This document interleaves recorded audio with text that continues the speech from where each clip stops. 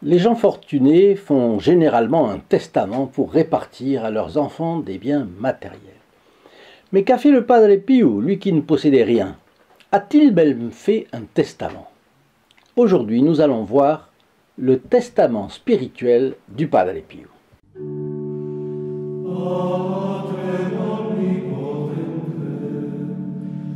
Chers amis fidèles du Padre Pio, bonjour. Nous allons donner un aperçu du testament spirituel du Padre Pio et en guise de clôture, je vous laisserai une prière au cœur immaculé de Marie qui est magnifique et vous pourrez penser déjà à qui vous pourriez confier aux intentions de Notre-Dame à la fin de cette vidéo.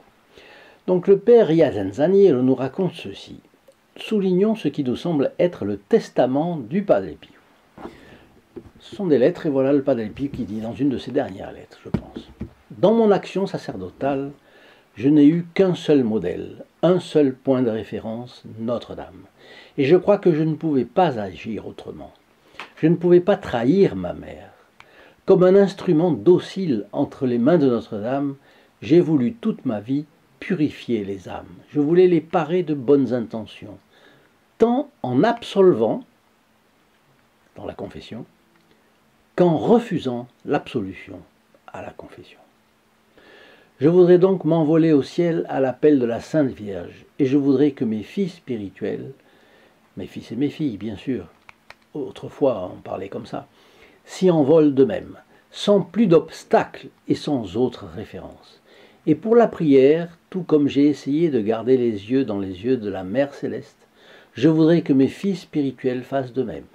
Et par charité, je voudrais que chaque cœur devienne une Casa Sollievo della Sofferenza. Vous savez, c'est l'hôpital du Padre Pio, où on traitait tout le monde, les riches comme les pauvres, sauf que les pauvres, on les traitait gratuitement, et avec la même science que les riches, la même qualité de soins.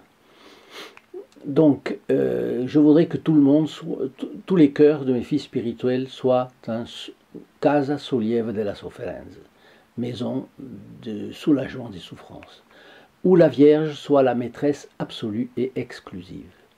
Je souhaite que mes filles spirituelles apprennent à voir la Sainte Vierge sous cet éclairage, afin d'éviter le déclin de leur vie spirituelle et l'ignorance des adversaires. Curieux, qu'est-ce que ça fait là au milieu, l'ignorance des adversaires? Eh bien, Padre Pio nous incite donc à ne jamais ignorer les adversaires, c'est-à-dire le diable et ses complices. Par exemple, ils vont tout faire maintenant, aujourd'hui, pour que vous oubliez de partager les vidéos du Padre Pio. Ou alors que vous trouviez que non, vous avez autre chose à faire, alors vous oubliez, vous allez faire quelque chose et après vous allez l'oublier.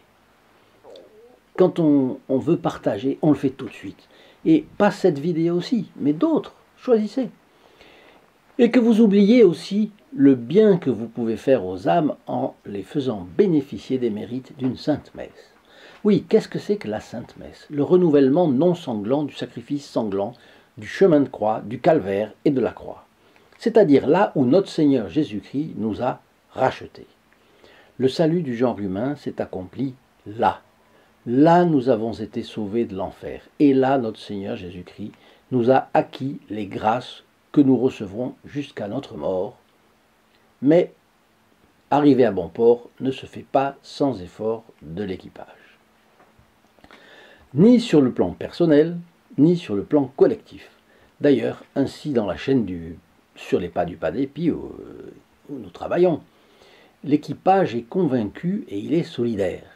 Ce qui manque, c'est juste plus de personnes qui prient, plus de personnes qui cliquent, plus de personnes qui s'abonnent et partagent. D'ailleurs, je vous rappelle, la messe dite chaque vendredi à midi pour les membres du groupe des protégés du Padre Pio, c'est-à-dire 52 messes par an, plus 2 au fait du Padre Pio. Toute sainte messe a une valeur infinie, parce que c'est le corps et le sang du Christ qui sont offerts à Dieu par le prêtre en propitiation, c'est-à-dire pour satisfaire la justice de Dieu, insultée par les péchés, et obtenir miséricorde pour les pécheurs.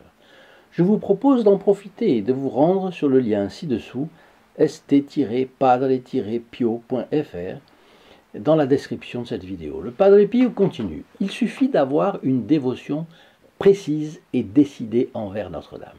Il suffit d'avoir des soins affectueux envers elle et de rester vigilant.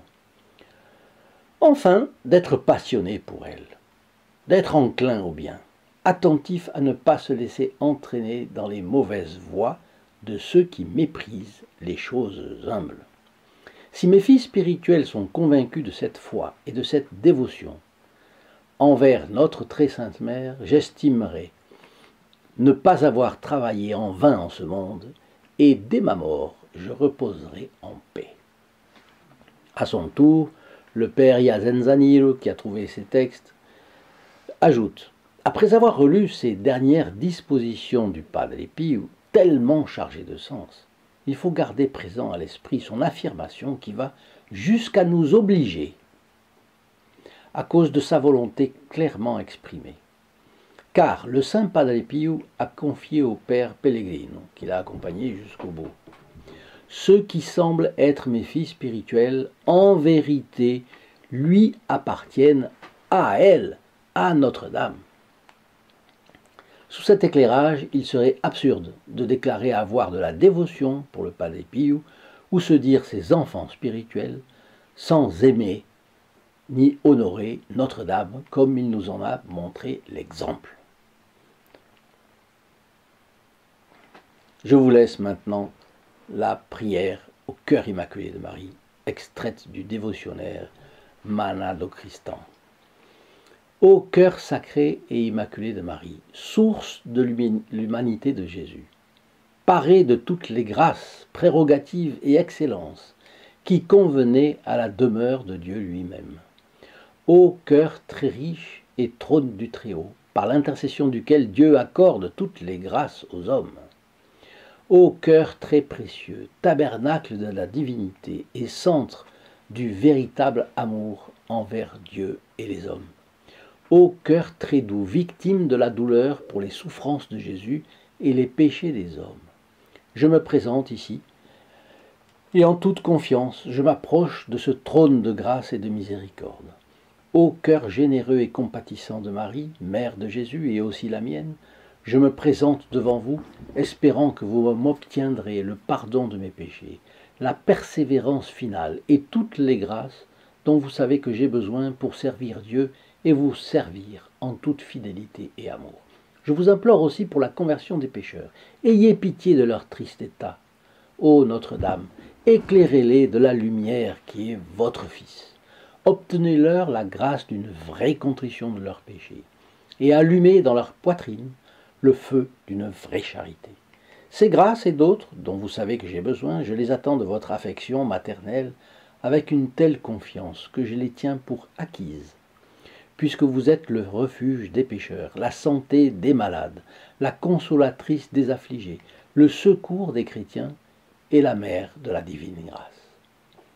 Vous n'avez pas oublié, Notre-Dame, que Jésus, en expirant, vous a donné la mission de nous prendre pour vos enfants. Bien qu'indignes, nous sommes donc vos enfants, et vous êtes notre mère. Et c'est en tant que telle que nous vous invoquons. Et parce que je suis le plus misérable de tous, je m'autorise de ce droit de vous saluer dans cette vallée de larmes en disant « Ô ma mère, me voici, votre Fils. J'ai confiance que mes cris toucheront votre très saint cœur. Ainsi soit-il. À bientôt, à demain.